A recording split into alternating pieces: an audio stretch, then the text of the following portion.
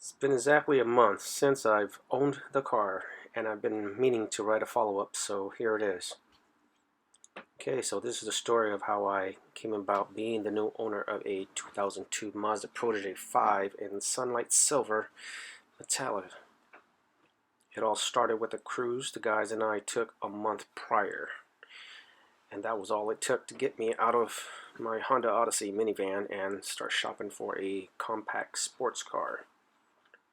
I was looking at everything from Subaru WRXs to Honda Civics and Acura Integras. I came really close to purchasing a 99 GSR with a JDM front end conversion, but ended up letting my little brother have it instead. But before I had my eyes on a 2003 Mazda Speed Protege selling for $3,750 with 161,000 miles. But the owner took too long to show the car, waited almost 2 weeks before I called it quits. So I did look into Mazdas too, just wasn't able to find one I really wanted to buy. Then one day as I refreshed another search on Facebook Marketplace, there was a P5 which had a fresh engine replaced under 65,000 miles. The owner was asking $2,700, but I was able to lower it down to $25. It was a 5-speed manual with leather interior. Some of the repairs the previous owner had just done consist of a new clutch, new blower motor, new radiator cap, new thermostat, all new fluids under the hood, from the engine oil, tranny fluid, power steering, antifreeze, refrigerant recharge, and brake fluid. New valve cover gasket. There was a new fuel pump, and on top of it all, he even had the car smogged. All this he provided receipts for, all done just days ago within the month, so I knew I was getting a really good car. But I was going to make it even better. I'm talking about mods. But before I could even begin there were some cleaning I wanted to get done first. The headlights needed restoration big time. I used Mother's new lens renewal kit. Works like a charm. The carpet was so covered in dog hair, and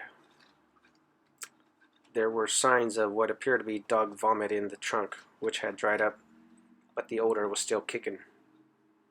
Took a pressure washer and some laundry detergent to the carpet once it was out and blasted the damn stains down the driveway. A wet vac helped even more, and then I just had to vacuum as much as I could under all the seats and disinfect the entire interior. The car was cleaned at last, but then I spotted a leak in the right CV axle boot. It was a small tear which I tried to patch up with some Flex Seal and tape, but it was no good since the boot would stretch. Ended up replacing the whole thing, and let me tell you, it was not fun at all. The snap ring on the midshaft was so lopsided it nearly was impossible to slip the axle back over it. In the end, it was achieved by pounding the two pieces together over a 2x4 with the half shaft being at the bottom since it had less weight. While I was working on the axle, I had already ordered some new rotors and brake pads. Not that I needed the pads, but they were just part of the package, as the older ones were still in pretty great condition. And while the rotors were going to be worked on, I got some calipers paint as well. Once the calipers were painted and the new rotors installed, I faced a problem I never saw before with my other cars. The piston to the rear caliper seemed to not compress at all, no matter how hard I clamped it down.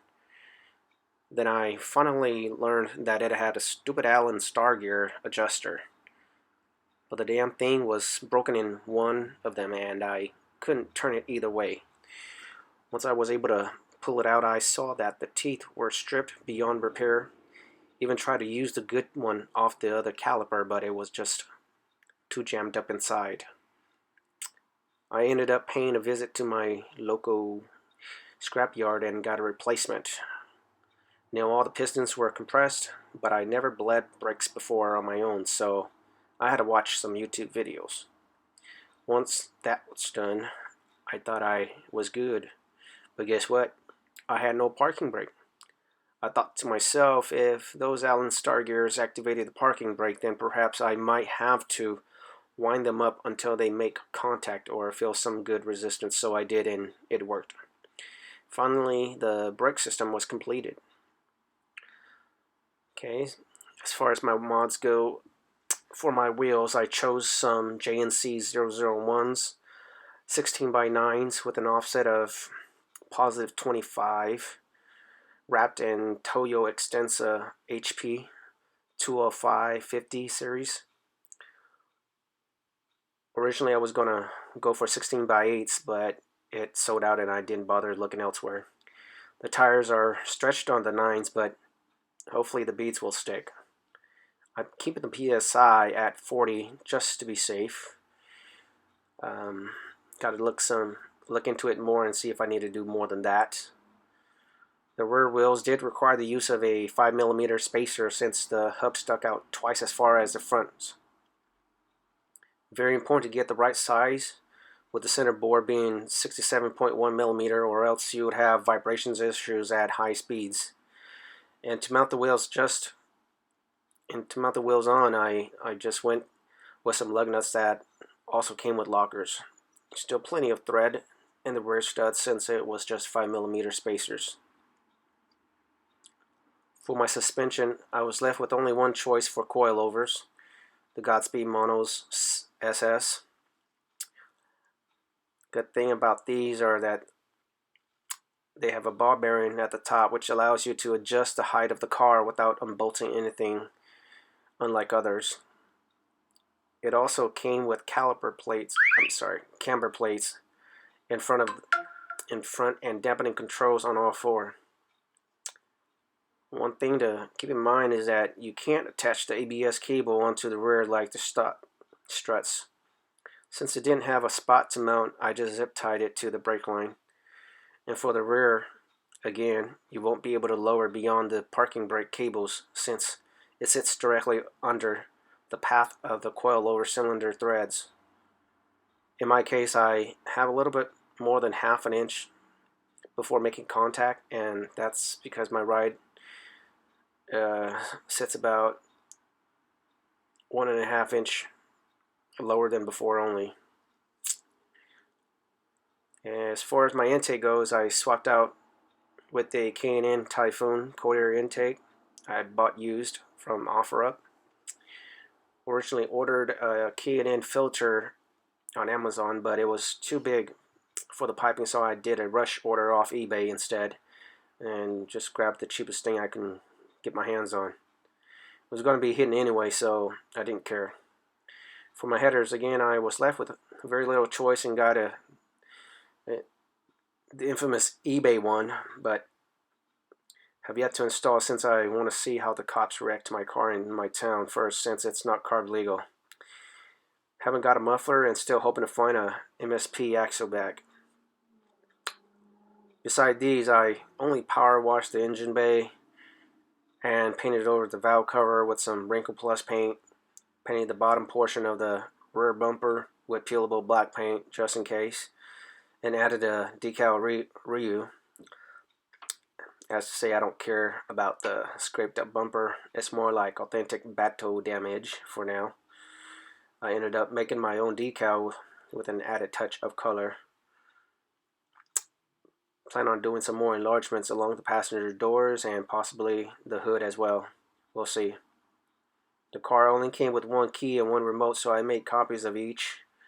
I replaced the cluster bulbs with some blue LEDs, but didn't see any better, so I removed them. I also ordered a new oil dipstick. The markings were a bit off, but that's an easy fix. Got a smaller shift knob for a better feel, and a fire extinguisher because I saw a photo of someone's P5 catching on fire, so I just want to be safe.